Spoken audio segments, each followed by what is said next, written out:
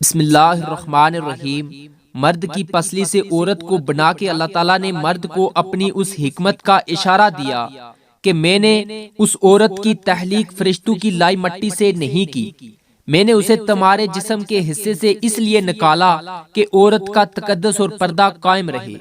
فرشتوں کو بھی خبر نہ ہونے پائی کہ زمین کی لائی ہوئی کس مٹی سے عورت کی تخلیق ہوئی، یعنی عورت کے تقدس کی حد تو دیکھیے کہ فرشتوں سے بھی اس کی بناوٹ کا پردہ لازمی قرار دیا گیا، اور پہلی عورت اس مرد کی پسلی سے نکلی جس کی وہ منکوحہ کہلائی۔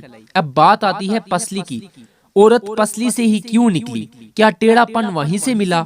نہیں، یہاں بھی حکمت سے بات خالی نہیں۔ انسانی جسم میں دل اور بہت سے نازک حصے پسلی کے پیچھے چھپے ہوئے ہیں، یعنی پسلی ایک ڈھال ہے ان نازک حصے کے لیے۔ تو اللہ پاک نے عورت کو پسلی سے نکال کے یہ نہیں بتایا کہ عورت میں ٹیڑھا پن ہے، بلکہ اس عورت کو پسلی کی تخلیق کر کے یہ بات سمجھا دی کہ عورت وقت پڑنے پر ڈھال بھی بن سکتی ہے۔ حضور پاک صلی اللہ علیہ وآلہ وسلم صحابہ کی محفل میں جلوہ فرماتے کہ ایک شخص حاضر ہوا اور عرض کرنے لگا، یا رسول اللہ صلی اللہ علیہ وآلہ وسلم، کوئی شخص، کوئی مومن ایسا بھی ہے جو جہنم میں رہے گا؟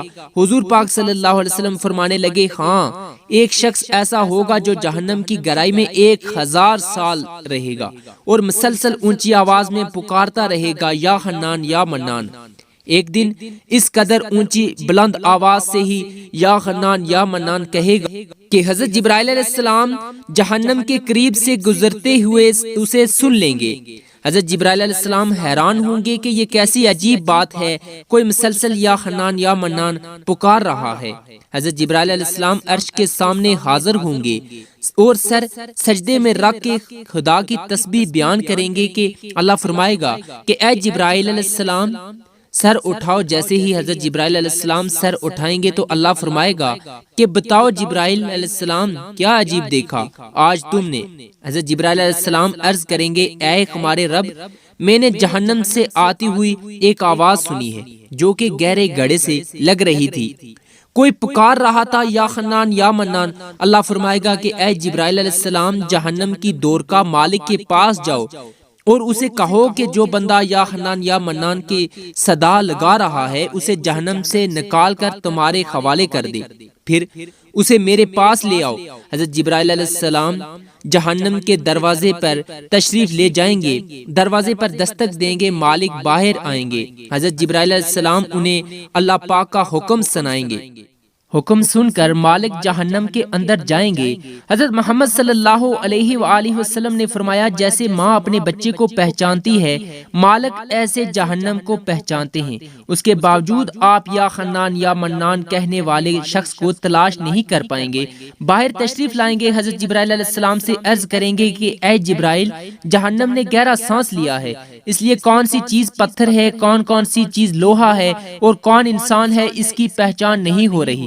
حضرت جبرائیل علیہ السلام پھر اللہ کی بارگاہ میں سجدہ کریں گے۔ اللہ پاک ارشاد فرمائے گا کہ اے جبرائیل علیہ السلام سر اٹھاؤ، تم یا حنان یا منان کہنے والے کو کیوں نہیں لائے؟ حضرت جبرائیل علیہ السلام عرض کریں گے کہ مولا دور کا جہنم مالک نے بھی معذرت کر لی ہے، کہتے ہیں کہ جہنم نے گہری سانس لی ہے، اس وجہ سے پتھر، لوہے اور انسان کے درمیان کوئی فرق نہیں بچا، تو یہ سب جل کر کوئلہ بن چکے ہیں، کسی چیز کی پہچان نہیں ہو پا رہی۔ اللہ فرمائے گا کہ جبرائیل مالک سے کہو کہ میرا بندہ جہنم کے فلاں گڑھے میں، فلاں کونے میں اس حالت میں پڑا ہوا ہے۔ حضرت جبرائیل علیہ السلام جہنم کے دروازے پر جائیں گے اور حضرت مالک کو یا حنان یا منان پکارنے والے کا پتہ بتائیں گے۔ حضرت مالک جہنم کے اندر جائیں گے اور دیکھیں گے کہ ایک شخص ہے، اس کے پاؤں اس کی پیشانی کے ساتھ اور اس کے ہاتھ گردن کے ساتھ بندھے ہوئے ہیں اور جہنم کے سانپ اور بچھو اس کے ساتھ لپٹے ہوئے ہیں۔ حضرت مالک اس کی زنجیریں توڑ دیں گے اور جہنم سے نکال کر حضرت جبرائیل علیہ السلام کے حوالے کر دیں گے۔ حضرت جبرائیل علیہ السلام اسے عرش الہی کے سامنے لے کر حاضر ہوں گے، سر سجدے میں رکھیں گے۔ اللہ پاک فرمائے گا، حضرت جبرائیل علیہ السلام سر اٹھاؤ۔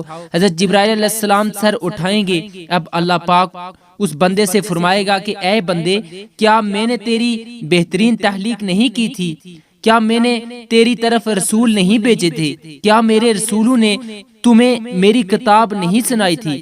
کیا میرے رسولوں نے تمہیں نیکی کا حکم نہیں دیا تھا؟ کیا تجھے برائی سے منع نہیں کیا تھا؟ وہ بندہ ساری باتوں کو مانے گا، اقرار کرے گا، یا اللہ تو نے میری بہت اعلیٰ تحلیق فرمائی، تیرے رسول بھی تشریف لائے، انہوں نے تیرے احکام بھی سنائے۔ اللہ پاک فرمائے گا فلاں فلاں گناہ کیوں کیا؟ وہ عرض کرے گا یا اللہ میں نے اپنی جان پر ظلم کیا جس کی سزا میں مجھے جہنم میں ڈال دیا گیا، اے اللہ اس کے باوجود میری امید نہیں ٹوٹی، مجھے تیری رحمت سے امید تھی، میں یا حنان یا منان پکارتا رہا، مولا تو نے مجھے اپنے فضل سے جہنم سے نکالا، یا اللہ مجھ پر رحم فرما۔ اللہ پاک فرمائے گا کہ اے فرشتوں گواہ ہو جاؤ میں نے اس پر رحم کیا اور اسے معاف کر دیا۔ ناظرین یہ اپنا محاسبہ کرتے ہیں، کیا ہم میں کوئی ایسا شخص ہے جو کہہ سکے کہ میں اپنے ایمان کا حساب کر سکتا ہوں؟ اپنی گریبانوں میں نظر ڈالیں، کوئی ایسی خوبی جس پر ہمیں یقین ہو کہ ہمیں دوزخ میں نہیں ڈالا جائے گا؟ ہزاروں سال کی عبادتیں بھی رد ہوتی دیکھی گئی ہیں، تو بس اللہ پاک سے دعا کرتے ہیں کہ اے اللہ ہم جانتے ہیں کہ اگر ہمارے ایمان کا سخت حساب لیا گیا تو ہمیں یقیناً ہم نہیں بچ پائیں گے، ہم بے حد گناہ گار ہیں، لیکن اے اللہ پاک ہم تیری رحمت کا سوال کرتے ہیں، ہم سے حساب اپنی عدل و انصاف پر نہ لینا بلکہ ہم پر اپنی رحمت اور عطا کا سایہ رکھنا۔ اے اللہ پاک ہماری دعا کو قبول فرما، آمین۔ قیامت کے دن جب لوگوں کے ایمان کا حساب و کتاب ہو رہا ہوگا، کچھ لوگ ایسے ہوں گے کہ جن کو اللہ تعالیٰ بغیر حساب کتاب کے جہنم میں بھیج دے گا۔